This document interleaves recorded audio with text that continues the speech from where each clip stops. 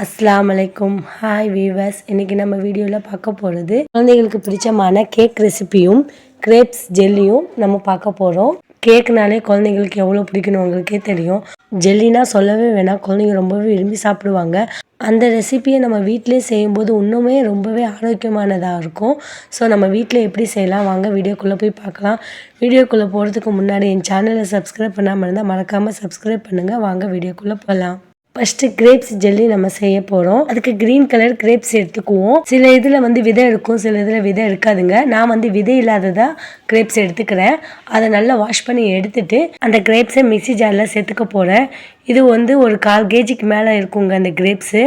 இதை நான் மிக்ஸி ஜாரில் தண்ணி விடாமல் நல்லா ஃபஸ்ட்டு பேஸ்ட்டாக அரைச்சி எடுத்துக்க போகிறேன். இதுக்குன்னு கொஞ்சம் தண்ணி விடுனால அதனால கொஞ்சம் ஈஸியாக அரைச்சி எடுத்துக்கலாங்க. அரைச்ச கிரேப்ஸை நல்லா வடிகட்டி எடுத்துக்க போகிறோங்க.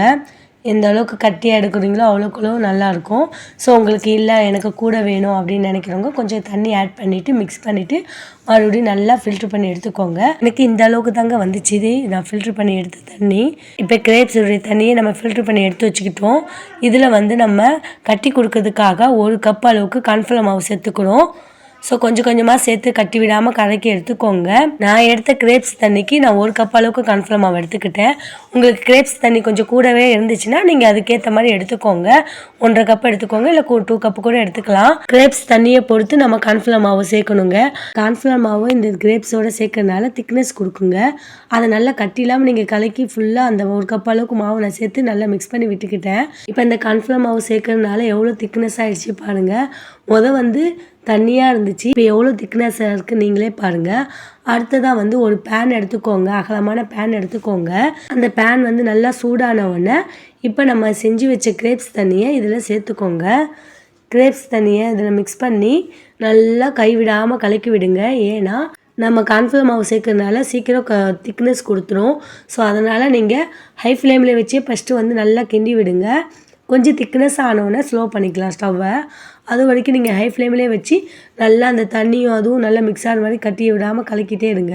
இப்போ இந்த வாட்டரோட நம்ம கொஞ்சம் 1 கப் அளவுக்கு சுகர் சேர்த்துக்கணும். இப்போ நல்லா மிக்ஸ் பண்ணி விட்டுக்கோங்க.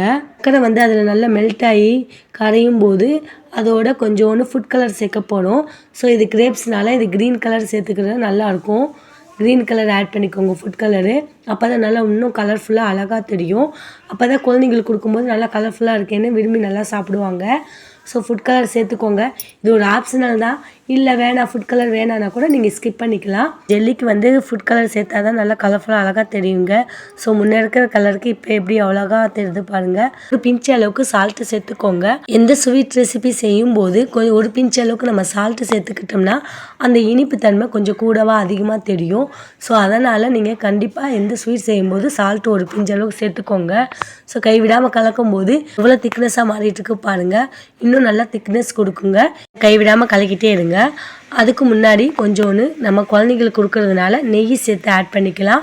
ஸோ இந்த ஜெல்லிக்கு நெய் சேர்த்துக்கும் போது இன்னும் ரொம்பவே ருசியாக மனமாக இருக்குங்க. இப்போ நல்லா கலக்கி விட்டுக்கோங்க. அந்த நெய் அதில் நல்லா மெல்ட் ஆகிடுங்க. அதுக்கு இன்னும் திக்னஸ் பதம் வராமல் இருந்துச்சுன்னா தேவைப்பட்டால் கார்ன்ஃப்ளவர் மாவை தனியாக 1 கப்பில் கரைச்சிட்டு இதில் ஆட் பண்ணி மிக்ஸ் பண்ணி விட்டிங்கன்னா இன்னும் நல்லா திக்னஸ் கொடுக்குங்க. உங்களுக்கு திக்னஸ் வரலைன்னா தான் சேர்க்க சொன்னேன். இல்லை கரெக்டாக அந்த திக்னஸ் வந்துருச்சுன்னா நீங்கள் அதிகமாக கார்ன்ஃப்ளவர் மாவு சேர்க்க வேணாம். அந்த கிரேப்ஸ் தண்ணிக்கு பொறுத்து நீங்கள் கார்ன்ஃப்ளவர் மாவு சேர்த்துக்கணும். கார்ன்ஃப்ளவர் மாவு எக்ஸ்ட்ரா சேர்க்கும் போது கொஞ்சம் கூட சுகர் சேர்த்துக்கோங்க. அப்போ தான் அந்த கரெக்டான ஈக்குவலுக்கு வரும். நீங்கள் கிரேப்ஸ் புளிப்பாக இருந்துச்சுன்னா கூடவே சுகர் சேர்த்துக்கலாம். இல்லை பேருக்கு புளிப்பு பிடிக்குதுன்னா அது தேவையில்லைங்க, நீங்கள் சுகர் நார்மலாகவே சேர்த்துக்கலாம். இப்போ இது ஓரமாக கொதிச்சிட்ருக்கட்டும். இது நல்ல திக்னஸ் பதம் வர வரைக்கும் நம்ம வெயிட் பண்ணலாம். இதை ஸ்டவ்வை மீடியம் ஃப்ளேம்லேயே வச்சுட்டு அது நல்லா கொதிச்சிட்ருக்கட்டுங்க. அதுக்குள்ளேயே நம்ம ஒரு சர்க்கிள் ஷேப்பில் எந்த பவுல்னாலும் எடுத்துக்கலாங்க.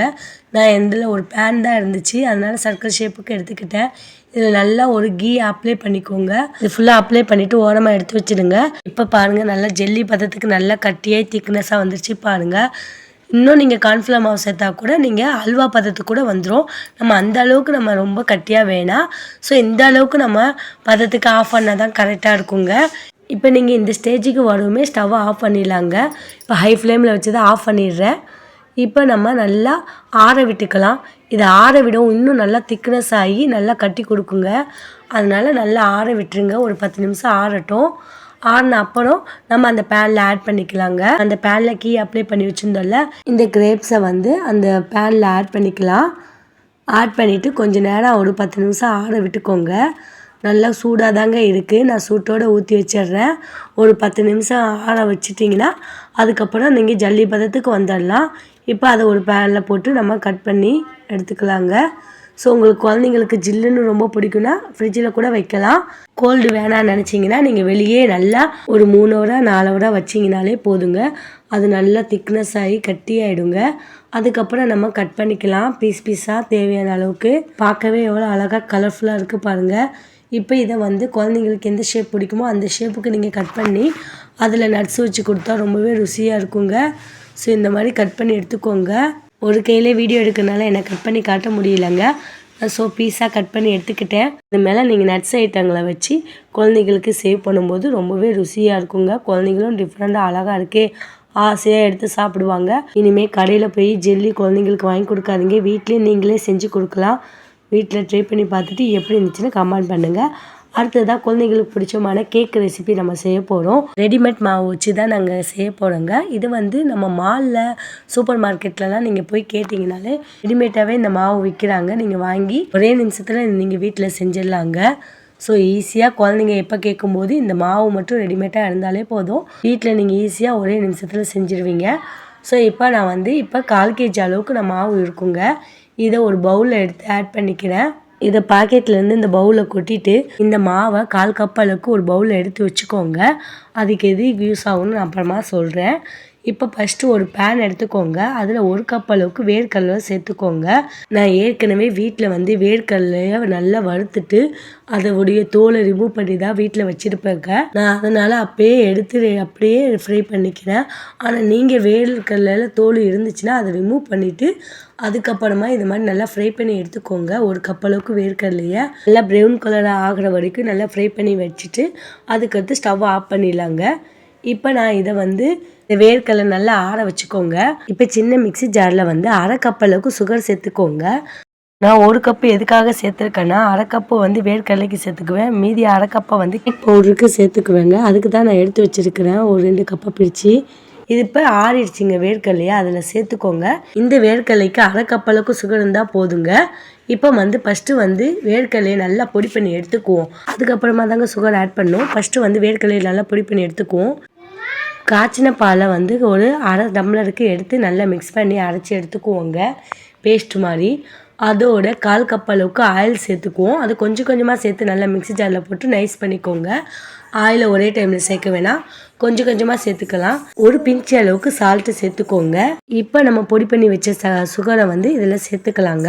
1/2 மூடி அளவுக்கு வெண்ணிலா எசன்ஸை சேர்த்துக்கோங்க. சேர்த்தும் போது நல்லா வாசமாக இருக்குங்க. கேக்கு செய்கிறதுக்காக ஒரு பவுல் எடுத்து வச்சல மாவு தான் 1/4 கப் அளவுக்கு எடுத்திருக்கேன். அதை இதில் வந்து சேர்த்துக்கணுங்க. இதுக்கு தான் அதை நான் எடுத்து வைக்க சொன்னேன்.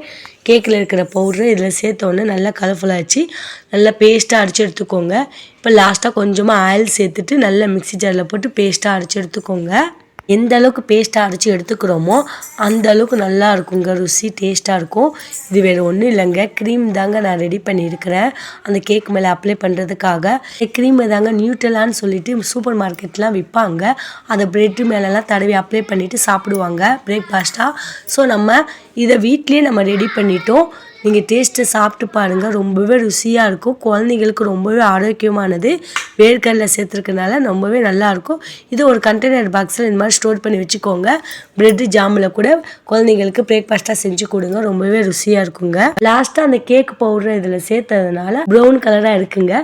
நீங்கள் சப்போஸ் அந்த கேக் பவுடர் உங்ககிட்ட இல்லைன்னா கூட பரவாயில்ல, கேக் பவுடரை ஸ்கிப் பண்ணிக்கலாங்க. சப்போஸ் நான் கேக் பவுடரை சேர்க்காம இருந்தால் எந்த கலரில் இருக்கும் நீங்களே பாருங்கள். இந்த கலர்லாங்க எல்லோ கலரில் காட்டும். அது கேக் மேலே தரதுக்கான க்ரீம் ரெடி பண்ணிட்டோம். இப்போ நம்ம கேக் ரெடி பண்ண போகிறோங்க. அந்த கேக் பவுடரோட நான் சுகர் சேர்த்துக்கிறேன். ஏற்கனவே அரைச்சி வச்ச 1/2 கப் சுகரை சேர்த்துக்கிறேங்க. இதில் 1/2 கப் அளவுக்கு ஆயிலும் அதோட சேர்த்துக்கோங்க. சேர்த்துட்டு காய்ச்சின பால் வந்து 1/2 கப் அளவுக்கு எடுத்துருக்கிறேன். அதை கொஞ்சம் கொஞ்சமாக சேர்த்து தாங்க நம்ம மிக்ஸ் பண்ண போகிறோம். ஸோ ஃபஸ்ட்டு மிக்ஸ் பண்ணி விட்டுக்கோங்க. அதுக்கப்புறம் தேவைப்பட்ட அந்த 1/4 கப் அளவுக்கு நம்ம சேர்த்துக்குவோம். இப்போ இன்னும் கொஞ்சம் பால் சேர்த்து நல்லா மிக்ஸ் பண்ணி விட்டுக்க போகிறோம். பால் இல்லைனாலும் பரவாயில்லைங்க, தண்ணி கூட சேர்த்து ஆட் பண்ணிக்கலாம். பால் சேர்க்கும் போது இன்னும் நல்லா சாஃப்டாக இருக்கும், அதுக்காக தான் சேர்த்துருக்கேன். உங்கள்கிட்ட பால் இல்லைன்னா நீங்கள் தண்ணி சேர்த்துக்கலாம். இப்போ இன்னும் நல்லா கொஞ்சோண்டு பால் சேர்த்துட்டு நல்லா மிக்ஸ் பண்ணி விட்டுக்கணும். மிக்ஸ் பண்ணி விடவும் இந்த பதத்துக்கு வரணுங்க. இந்த மாதிரி கொஞ்சம் தோசை மாவு பக்குவத்துக்கு இப்படி வரணும். இப்போ ஊற்றினா இந்த மாதிரி உழுவணும். ரொம்ப கட்டியாக இருக்கக்கூடாது. இந்த மாதிரி இருந்தால் தான் சாஃப்டாக வருங்க. ரொம்ப கட்டியாகவும் ஆட் பண்ணாதீங்க. கேக் மாவு ரெடி பண்ணி ஓரமாக எடுத்து வச்சுக்கோங்க. இப்போ ஒரு பேன் எடுத்துக்கோங்க. அது சர்க்கஸ் ஷேப்பில் எடுத்துக்கோங்க. இப்போ பட்டர் ஷீட்டு வந்து நம்ம வீட்டிலே செய்ய போகிறோம். அது எப்படி செய்ய போகிறோம்னு பார்க்கணும். ஒரு A4 ஷீட் பேப்பர் எடுத்துக்கோங்க. ஸோ என்கிட்ட பின்னாடி வந்து எழுதுனதாக இருக்குது. A4 ஷீட்டு சர்க்கிள் ஷேப்பில் கட் பண்ணி எடுத்துக்கோங்க. இந்த ஷேப்புக்கு நீங்கள் எந்த ஷேப்புக்கு கேக்கை வந்து நீங்கள் இன்சர்ட் பண்ண போகிறீங்களோ அந்த ஷேப்புக்கு நீங்கள் கட் பண்ணி எடுத்துக்கிட்டால் போதுங்க உள்ளே. இப்போ அது மேலே ஆயில் அப்ளை பண்ணிக்கோங்க. ஃபுல்லாக ஆயில் அப்ளை பண்ணாலே போதும். பட்டர் ஷீட் ரெடிங்க. இது பட்டர் ஷீட்டுன்னு சொல்லிட்டு வெளியே காசு கொடுத்து வாங்குறாங்க. இனிமேல் செய்யாதீங்க. A4 ஷீட் பேப்பர் இருந்தாலே போதும். நீங்கள் அதில் ஆயில் அப்ளை பண்ணால் போதும். நல்லா திக்னஸ் பார்த்துக்கு பட்டர் ஷீட்டு மாதிரி ரெடி ஆகிடும். அதில் கொஞ்சோண்டு ஆயில் அப்ளை பண்ணிக்கோங்க கீழே. அதுக்கு மேலே இந்த வந்து நம்ம பட்டர் ஷீட்டை வந்து நம்ம ரெடி பண்ணதை இது மாதிரி உள்ளே இன்சர்ட் பண்ணிக்கோங்க. இப்போ நல்லா சுற்றி இன்சர்ட் பண்ணிவிட்டு இந்த மாதிரி அதுக்கு மேலே நம்ம கேக்கு மாவை ரெடி பண்ணதை இதில் ஆட் பண்ணிக்கோங்க. இப்படி ஊற்றும் போது இந்த மாதிரி வரணுங்க. அப்போ தான் நல்லா சாஃப்டாக வருங்க கேக்கு. இப்போ நல்லா சேர்த்துட்டு ஒரு தட்டி விட்டுக்கோங்க. இப்போ வந்து நம்ம இந்த கேக்கை வந்து எப்படி பாயில் பண்ண போகிறோம் அதான் பார்க்க போகிறோம். அதுக்கு நான் ஒரு குக்கர் எடுத்துக்கிறேன். குக்கரை ஸ்டவ் மேலே வச்சுட்டு இப்போ ஸ்டவ்வை ஆன் பண்ணிக்க போகிறோங்க நம்ம. இப்போ அதுக்குள்ளே வந்து நான் கொஞ்சமாக ஒரு செம்பு அளவுக்கு தண்ணி சேர்த்துக்கிறேன். நம்ம தண்ணி சேர்த்துட்டு குக்கரில் வந்து கேக்கு வேக விடலாங்க. அதுவே வந்து மணல் போடணும் இல்லை கல் உப்பு போடணும் அவசியம் கிடையாது. இந்த மாதிரி செய்யும்போது உங்களுக்கு ஈஸியாக இருக்கும். அதுக்குள்ளே ஒரு ரிங்கு மாதிரி வச்சுடுங்க. இந்த ஒரு சொம்பு தண்ணி சேர்த்துட்டு அது முங்குற அளவுக்கு ரிங்கை சேர்த்துட்டு அதுக்கு மேலே நம்ம இந்த கேக்கு ட்ரேவை வச்சுடுங்க. அது மேலே இப்போ வந்து நம்ம மூடி போட்டு மூட போகிறோம். ஆனால் விசில் போடக்கூடாதுங்க. நல்லா டைட்டாக மூடிக்கணும். விசில் போடக்கூடாது. மீடியம் ஃப்ளேம்லேயே வச்சு ஒரு 30 மினிட்ஸ் அளவுக்கு வச்சுடுங்க. அதாவது அரை மணி நேரம் வெந்துதான் போதுங்க. நல்லா அரை மணி நேரம் வெந்துருச்சுங்க. இப்போ குக்கரை ஓப்பன் பண்ணி பார்க்கலாம். அதாங்க இப்போ நல்லா கேக்கு நல்லா உப்பி வந்துருச்சு பாருங்கள். இப்போ வெந்துருச்சான்னு செக் பண்ணுறதுக்கு இப்போ ஒரு ஸ்டிக்கு மாதிரி இந்த மாதிரி உள்ளே விட்டு எடுத்தால் அது மேலே ஒட்டாமல் வந்துச்சுன்னா நல்லா வெந்துருச்சுன்னு அர்த்தங்க. ஒரு 10 நிமிஷம் நல்லா ஆற விடுங்க. ஆறின உடனே அதை சுற்றி வந்து ஒரு கத்தியை வச்சு கீறி விடுங்க. அந்த கேப் இருந்தால் தான் இப்போ நம்ம உல்ட்டாவாக போடும்போது நல்லா அழகாக வரும். உடையாமல் கேக்கு உடையாமல் வருங்க. அதனால் நல்லா கத்தியை வச்சு சுற்றி கீறி விட்டுட்டு அதுக்கடுத்து நம்ம கேக்கை வந்து உல்ட்டாவாக போட போகிறோம். இப்போ நல்லா கத்தியை வச்சு கீறி விட்டுட்டோங்க. நம்ம கேப் விழுந்துருச்சு. இப்போ வந்து நம்ம உல்ட்டாவாக கவுத்தி போட்டுட்டு மெதுவாக எடுங்க.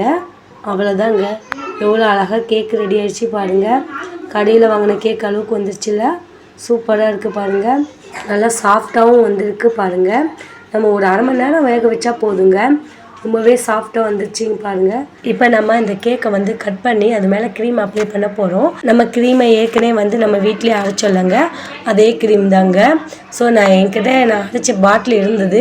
அதிலே நான் அரைச்சி இதில் சேர்த்து வச்சுருக்கிறேன். இப்போ கேக்கை வந்து நம்ம கட் பண்ணி எடுத்துக்கிறோம். பாதியாக கட் பண்ணிவிட்டு க்ரீம் ஆட் பண்ண போகிறோங்க. இப்போ பாதியாக கேக்கை கட் பண்ணி எடுத்துக்க போகிறோம். மெதுவாக கட் பண்ணுங்க. ஏன்னா ஷேப்பு போயிடுச்சுன்னா அப்புறம் கேக்கு மாதிரி இருக்காது. ஸோ மெதுவாக வந்து கத்தியை வச்சு இந்த மாதிரி மெதுவாக சுற்றி கட் பண்ணி எடுத்துக்கோங்க. இப்போ சுற்றி கட் பண்ணி எடுத்த உடனே இப்போ மெதுவாக அந்த மேல் பகுதி கேக்கை எடுத்துடுங்க. இப்போ இதில் தான் நம்ம வந்து க்ரீம் அப்ளை பண்ண போகிறோங்க. ஸோ 2 பகுதியாக க்ரீம் அப்ளை பண்ணும்போது அழகாக இருக்கும். கடையில் வாங்கின டேஸ்ட்டுக்கும் வரும். ஸோ இப்போ வந்து நம்ம வீட்டில் அரைச்ச இப்போ அந்த வேர்க்கடலையே இதில் அப்ளை பண்ணிக்கோங்க. ஃபஸ்ட்டு கொஞ்சம் கட்டியாக இருக்குல்லங்க. நீங்கள் ஃபஸ்ட்டு அதுக்கு ஏற்கனவே லைட்டாக சூடாக இருக்கனால கேக்கை நீங்கள் அது மேலே தேய்க்கும் போது அதுவே மெல்ட் ஆகி அழகாக உருகிட்டு வந்துடுங்க. இப்போ நம்ம நல்லா அப்படியே தேய்க்கும் போதே எப்படி மெல்ட் ஆகிடுச்சு பாருங்கள். இப்போ நம்ம கட் பண்ணி வச்ச கேக்கை அது மேலே வந்து அப்படியே வச்சிட போகிறோம். இப்போ அது மேலே வச்சுட்டு இதுக்கு மேலேயும் நம்ம வந்து க்ரீமை வந்து அழகாக அப்ளை பண்ணிக்க போகிறோம். இப்போ அப்ளை பண்ணி வச்சுங்க. இதுக்கு மேலே வந்து கேக்கு டெக்கரேஷன் பண்ணுறதுக்காக குழந்தைங்களுக்கு ரொம்ப பிடிச்ச ஐட்டம். ஸோ மிட்டாய் வந்து சின்ன மிட்டாய்ங்களை கலர்ஃபுல்லாக இந்த மாதிரி தூவி விட்டுக்கோங்க. அப்போ தான் பார்க்கும்போது ரொம்பவே அழகாக இருக்குங்க. ஸோ இது எவ்வளோ அழகாக க்ரீமி மாதிரி கடையில் வாங்கின மாதிரியே இருக்குங்க. இந்த மாதிரி கலர்ஃபுல்லாக தூங்கும்போது ரொம்பவே அழகாக இருக்குல்லங்க. இப்போ நம்ம கேக் ரெடி ஆகிடுச்சு. இப்போ நம்ம கட் பண்ணி சாப்பிட ஆரம்பிச்சிடலாம். ஸோ இப்போ எப்படி கட் பண்ணுறேன் பாருங்கள். எந்த அளவுக்கு சாஃப்டாக இருக்குன்னு வாங்க கட் பண்ணலாம். கட் பண்ணியாச்சு. இப்போ குழந்தைங்களுக்கு இந்த மாதிரி கட் பண்ணி கொடுக்கும்போது ரொம்பவே சூப்பராக சாப்பிட்ருவாங்க. உண்மையிலே சாஃப்டாக மெதுவாக இருக்குங்க. இது ரெடிமேடாக வாங்குறதுனால மாவு நல்லா சாஃப்டாக இருக்குங்க. இனிமேல் அர்ஜெண்ட்டாக ஒரு பர்த்டேவாக இருக்கட்டும், ஒரு செலிப்ரேஷன் எதுவாக இருந்தாலும் சரிங்க, நம்ம இந்த மாதிரி ரெடிமேடாக மாவு வாங்கி வீட்டிலே செஞ்சிடலாங்க. என்ன ஃப்ரெண்ட்ஸ், நீங்களும் வீட்டில் ட்ரை பண்ணி பார்த்துட்டு எப்படி இருந்துச்சுன்னு கமெண்ட் பாக்ஸில் மறக்காமல் கமெண்ட் பண்ணுங்கள். இது வரைக்கும் என் சேனலை சப்ஸ்கிரைப் பண்ணாமல் இருந்தால் மறக்காமல் சப்ஸ்கிரைப் பண்ணுங்கள். என் சேனலுக்கு தொடர்ந்து சப்போர்ட் பண்ணுங்கள். தேங்க்யூ ஃபார் வாட்சிங் வீடியோ. அஸ்ஸலாமு அலைக்கும்.